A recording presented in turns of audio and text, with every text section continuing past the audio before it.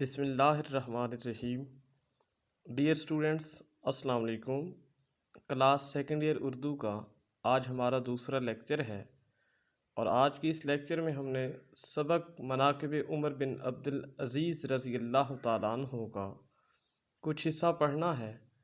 بیٹے، پہلے لیکچر میں ہم نے سبق مناقب عمر بن عبدالعزیز کا پہلا صفحہ پڑھا تھا، اور اس سبق کے مصنف علامہ شبلی نعمانی کے بارے میں ہم نے کچھ باتیں بتائی تھیں کہ علامہ شبلی نعمانی کا شمار جو ہے وہ اردو ادب کے عناصر خمسہ میں ہوتا ہے، اور جس کام کی وجہ سے شبلی پہچانے جاتے ہیں، جو کام شبلی کی شہرت کی وجہ بنا اور شبلی کی بقا کی وجہ بنا، وہ ان کا سوانح عمری کے حوالے سے کام تھا اور حیات پہ کام تھا۔ مختلف لوگوں کی حیات کے عظیم کارناموں کو انہوں نے بڑی خوبصورتی کے ساتھ بیان کیا۔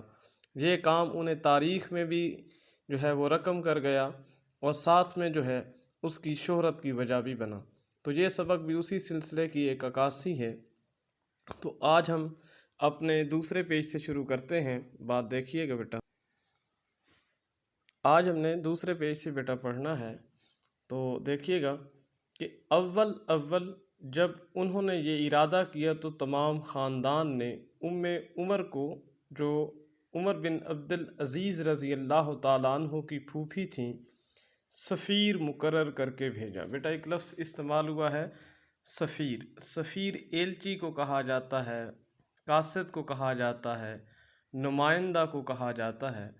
جب حضرت عمر بن عبدالعزیز رضی اللہ تعالیٰ عنہ نے خاندان امیہ کے حصے میں جو ناجائز زمینیں تھیں ان کا قلع کما کرنے کے لیے، ان کو ان کے اصل حقداروں تک پہنچانے کے لیے فیصلہ کیا، تو سب سے پہلے جو اس کے خاندان کے لوگ تھے انہوں نے حضرت عمر بن عبدالعزیز رضی اللہ تعالیٰ عنہ کی پھوپھی عمر کو اپنا قاصد بنا کر بھیجا، تاکہ عمر بن عبدالعزیز تک اپنا پیغام پہنچایا جا سکے کہ ایسا کام آپ کی خلافت کے لیے خطرہ ہوگا اور یہ فیصلہ ہمیں منظور نہیں ہے۔ انہوں نے حضرت عمر بن عبدالعزیز رضی اللہ تعالیٰ عنہ کے پاس جا کر کہا کہ تمام خاندان برہم ہے۔ بیٹا برہم ناراض کو کہا جاتا ہے۔ انہوں نے حضرت عمر بن عبدالعزیز رضی اللہ تعالیٰ عنہ کو یہ پوری حقیقت بیان کی کہ آپ کے اس فیصلے سے آپ کا سارا خاندان آپ سے ناراض ہے، اور پورا خاندان یہ نہیں چاہتا کہ ایسا فیصلہ ہونا چاہیے، اور مجھ کو ڈر ہے کہ عام بغاوت نہ ہو جائے۔ بیٹا بغاوت جو ہے سرکشی کو کہا جاتا ہے، نافرمانی کو کہا جاتا ہے، کہ آپ کے ایسے اقدام سے کہیں پورا خاندان جو ہے وہ آپ کے خلاف صف آرا نہ ہو جائے، آپ کی خلافت کو جو ہے ماننے سے انکار نہ کر دے، اور لوگ ہنگامہ نہ کر دیں، اور لوگ جو ہے وہ توڑ پھوڑ کا جو ہے وہ توڑ پھوڑ شروع نہ کر دیں، لوگ جو ہے وہ آپ کے خلاف صف آرا نہ ہو جائیں۔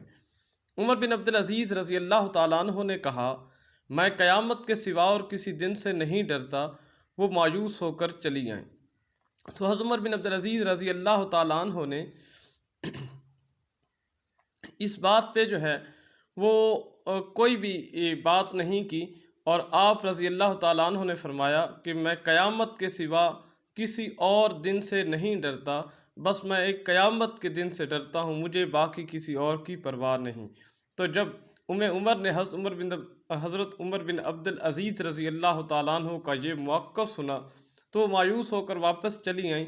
انہیں پتہ چل گیا کہ عمر بن عبدالعزیز رضی اللہ تعالیٰ عنہ اپنے اس کیے گئے فیصلے سے کسی بھی صورت میں واپس آنے کے لیے تیار نہیں ہیں، کسی بھی صورت میں اپنے اس فیصلے کو جو ہے وہ ختم کرنے والے نہیں ہیں، یا اس میں کوئی تبدیلی کرنے والے نہیں ہیں، کیونکہ یہ ایک اسلام کے مطابق جو ہے ان کا فیصلہ تھا، اور آپ رضی اللہ تعالیٰ عنہ جو فیصلہ کر لیتے تھے پھر بغیر کسی دلیل کے اس فیصلے سے جو ہے پیچھے نہیں ہٹتے تھے، اس فیصلے کو ختم نہیں کرتے تھے۔ خود عمر بن عبدالعزیز رضی اللہ تعالیٰ عنہ کے قبضے میں بھی اس قسم کی جاگیریں تھیں۔ بیٹا جاگیر وہ زمین جو حکومت کی طرف سے عطا کی جائے، تو آپ رضی اللہ تعالیٰ عنہ کے خود بھی اپنے قبضے میں ایسی بہت ساری زمینیں تھیں جو انہیں حکومت وقت کی طرف سے بطور تحفہ عطا کی گئی تھیں، جو ان کے خاندان کو بنو امیہ کی طرف سے عنایت ہوئی تھیں۔ عمر بن عبدالعزیز رضی اللہ تعالیٰ عنہ نے جب ان جاگیروں کا فیصلہ کرنا چاہا تو بڑے بڑے مذہبی علماء یعنی مکحول، میمون بن مہران اور ابو قلابہ کو بلایا اور کہا کہ ان جاگیروں کی نسبت آپ لوگوں کی کیا رائے ہے۔ یہ بیٹے تین علماء کا ذکر ہوا، مکحول، میمون بن مہران اور ابو قلابہ۔ یہ سب دور بنی امیہ کے نامور اور بارسوخ علماء تھے، لوگ ان کا احترام کرتے تھے اور ان کی نمایاں حیثیت تھی۔ تو آپ رضی اللہ تعالیٰ عنہ نے ان بڑے بڑے علماء کو بلایا اور ان علماء سے ان جاگیروں کی نسبت جو ہے رائے طلب کی کہ آپ کیا کہتے ہیں کہ ان جاگیروں کے متعلق ہمیں کیا کرنا چاہیے۔ مکحول نے دب کر جواب دیا، مکحول نے جو ہے وہ بات کا دب کر جواب دیا کہ واضح طور پہ کوئی موقف اختیار نہیں کیا۔ عمر بن عبدالعزیز رضی اللہ تعالیٰ عنہ نے میمون کی طرف رخ کیا کہ تم خدا لگتی کہو۔ بیٹا یہ خدا لگتی کہو ایک محاورہ ہے کہ تم حق اور سچ بات کہو۔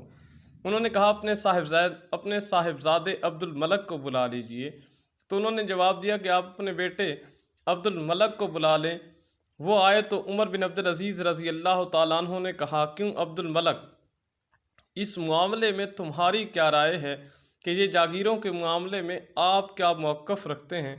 انہوں نے کہا سب واپس کر دینی چاہیے، ورنہ آپ کا شمار بھی انہی ظالموں اور غاصبوں میں ہوگا۔ تو آپ رضی اللہ تعالیٰ عنہ کے بیٹے عبد الملک نے کہا کہ یہ تمام تر جتنی بھی زمینیں ہیں یہ ناجائز ہیں اور یہ اصل حقداروں کو واپس کر دینی چاہیے، ورنہ آپ رضی اللہ تعالیٰ عنہ کا شمار بھی انہی پہلے ظالم اور غاصب لوگوں میں ہوگا، اور آپ کو بھی اچھا انسان تصور نہیں کیا جائے گا، اچھا رہنما، اچھا حکمران تصور نہیں کیا جائے گا۔ عمر بن عبدالعزیز رضی اللہ تعالیٰ عنہ نے اپنے غلام سے، جن کا نام مزاحم تھا، بیٹا یہ مزاحم آپ رضی اللہ تعالیٰ عنہ کا بہت ہی پیارا غلام تھا، اور آپ اکثر و بیشتر بڑے بڑے فیصلوں میں جو ہے مزاحم کی رائے بھی ضرور لیا کرتے تھے، اور جن کو بہت مانتے تھے۔ کہا کہ لوگوں نے جو زمینیں ہم کو دیں، نہ وہ اس کے دینے کے مجاز تھے کہ نہ تو ان کو کوئی دینے کا کوئی حق تھا، نہ اس قسم کی کوئی بات تھی کہ وہ ہمیں زمینیں دیتے، نہ ہم کو ان کے لینے کا حق تھا، اور نہ ہمیں کوئی ایسا اختیار تھا کہ ہم ان سے زمینیں لیتے۔ تمہاری کیا رائے ہے؟ مزاحم نے کہا امیر المومنین رضی اللہ تعالیٰ عنہ، آپ کو یہ بھی معلوم ہے کہ آپ کے بال بچے کتنے ہیں، یعنی ان کا گزر کیوں کر ہوگا۔ تو مزاحم نے کہا کہ آپ کو معلوم ہے کہ آپ کے کتنے جو ہے خاندان کے لوگ ہیں، آپ کی فیملی کے لوگ ہیں، جن کا تمام تر جو ہے وہ دار و مدار آپ پہ ہے، تو ان کا گزر کیسے ہوگا؟ عمر بن عبدالعزیز رضی اللہ تعالیٰ عنہ کے آنسو نکلے، آپ دیدہ ہو گئے، آپ کی آنکھوں سے آنسو جاری ہو گئے، اور کہا ان کا مالک خدا ہے، کہ ان کی آپ فکر نہ کریں، ان کو رزق دینے والا وہ مالک رب ذوالجلال ہے، اور تمام مخلوقات کو وہی رزق دیتا ہے، لہٰذا آپ کو اس کی فکر نہیں کرنی چاہیے۔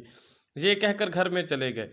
مزاحم وہاں سے اٹھ کر عبد الملک فرزند عمر بن عبدالعزیز رضی اللہ تعالیٰ عنہ کے پاس گئے اور کہا، تو مزاحم نے جب یہ حالت دیکھی تو وہ آپ رضی اللہ تعالیٰ عنہ کے بیٹے عبد الملک، یہ جہاں پہ بیٹا جملہ معترضہ کے طور پہ لکھا گیا قوسین کے اندر تاکہ بات واضح ہو جائے، آپ رضی اللہ تعالیٰ عنہ کے بیٹے کے پاس گئے اور کہا کہ بڑا غضب ہوا چاہتا ہے، کہ بہت جو ہے نقصان ہوا چاہتا ہے۔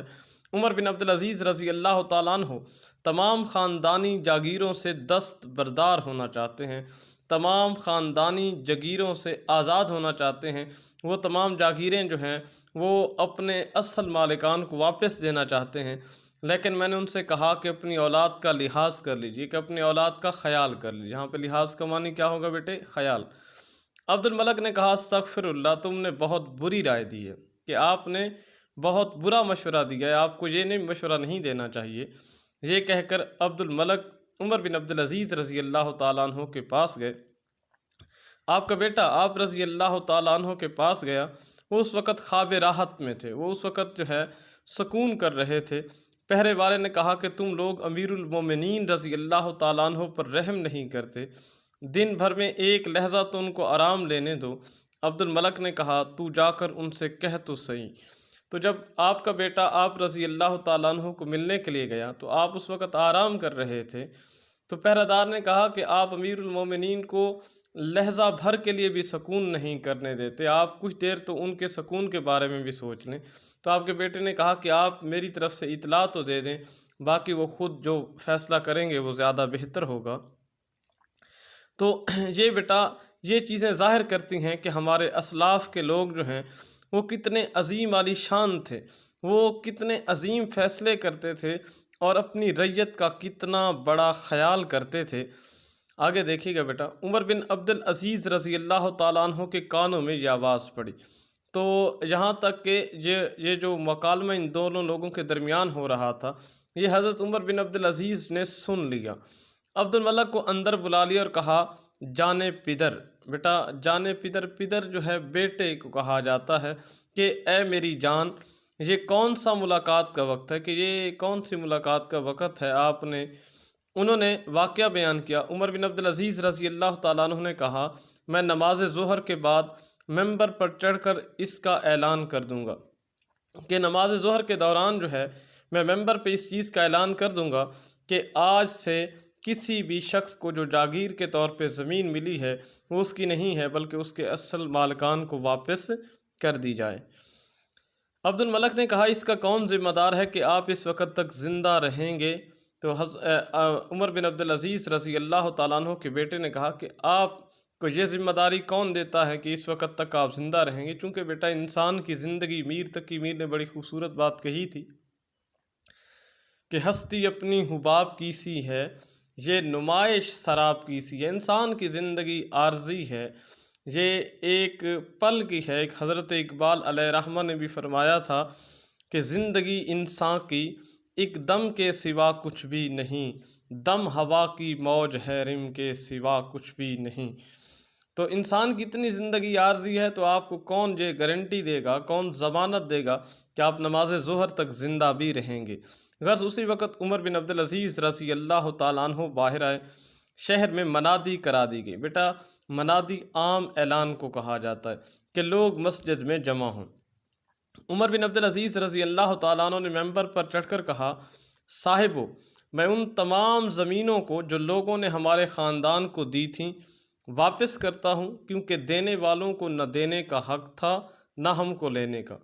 یہ کہہ کر جاگیرات، بیٹا جاگیر کی جمع جاگیرات ہے، کہ جو سندیں تھیں صندوق سے نکلوائیں اور کینچی سے قطر قطر کر ان کو پھینکنا شروع کیا، اور ان جاگیروں کی جو سندیں تھیں، جو ان کے سرٹیفکیٹس تھے، وہ آپ رضی اللہ تعالیٰ عنہ نے قطر قطر کر پھینکنا شروع کر دیے۔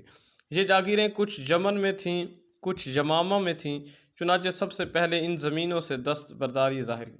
تو سب سے پہلے حضرت عمر بن عبد العزیز رضی اللہ تعالیٰ عنہ نے اپنی ان جاگیرات کی سندیں جو ہیں وہ کاٹیں اور ان جاگیرات کو ان کے اصل مالکان کو واپس کیں، اور کہا کہ نہ تو ان کو دینے کا حق تھا اور نہ ہم کو لینے کا حق۔ تو بیٹا یہ انصاف تھا ہمارے اسلاف کے ہاں، اور اس انصاف نے مسلم امہ کو اتنا بلند و بالا کر دیا، ترقی کے ان مقامات پر لے گئے کہ پوری دنیا جو ہے مسلم امہ کی ترقی سے جو ہے وہ حیران تھی کہ یہ قوم کتنی جلدی جو ہے فتوحات کا سلسلہ جو ہے سمیٹتی چلی جا رہی ہے۔ اصل میں یہ انصاف تھا، اور جب انصاف کسی بھی معاشرے کا حصہ بنتا ہے تو وہ قوم ترقی کی منازل طے کرتی ہے، اس کے لوگ جو ہے وہ بلند و بالا ہو جاتے ہیں، اس کے لوگوں کی منازل جو ہے وہ بڑی ہو جاتی ہیں۔ تو انصاف کسی بھی معاشرے کی بقا کی علامت ہے۔